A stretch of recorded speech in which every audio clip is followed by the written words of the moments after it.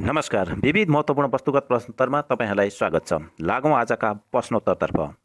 नेपालको पहिलो नहर कुन हो? चन्द्र नहर, जुन सप्तरी जिल्लामा रहेको छ। चेपाङ जातिको मुख्य वासस्थल कहाँ हो? मकवानपुर र धादिङ जिल्ला। काठमाडौँबाट सबैभन्दा नजिक पर्ने सार्क राजधानी कुन हो? भुटानको थिम्पू। बबई सिँचाइ आयोजना कुन जिल्लामा पर्दछ? बर्दिया। देउडा नाच नेपालको कुन क्षेत्रमा प्रचलित छ? सुदूरपश्चिम। मुगलिन गोर्खा मार्ग कुन देशको सहयोगमा निर्माण भएको हो? चीन। नेपालमा ज्वालामुखीको चिन्ह कहाँ रहेको छ? दैलेखको दुल्लु। डुन्डुवा सिँचाइ आयोजना कुन जिल्लामा पर्दछ? बाँके। शैलेश्वरी भगवतीको मन्दिर कुन जिल्लामा पर्दछ? डोटी। मोहना सिँचाइ आयोजना कुन जिल्लामा पर्दछ? कैलाली। बाणगङ्गा सिँचाइ आयोजना कहाँ रहेको छ? कपिलवस्तु।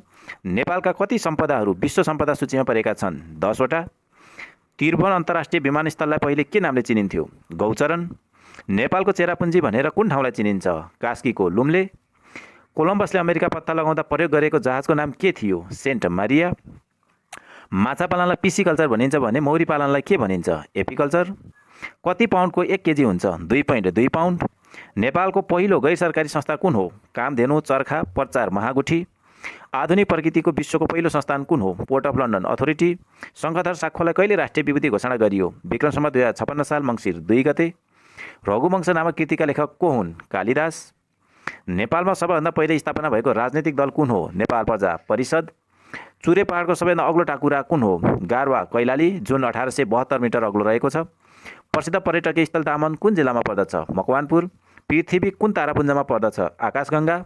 अन्तरिक्षको कोलम्बस भनेर कसलाई चिनिन्छ? Yuri Gagarin. टिङ्करनाका कुन जिल्लामा पर्दछ? दार्चुला। प्रतापपुर मन्दिर कहाँ पर्दछ? स्वयम्भू। प्रथम विश्वयुद्ध हुँदा नेपालको प्रधानमन्त्री को थिए? चन्द्र शमशेर। अमरगढी कुन जिल्लामा पर्दछ? डडेलधुरा।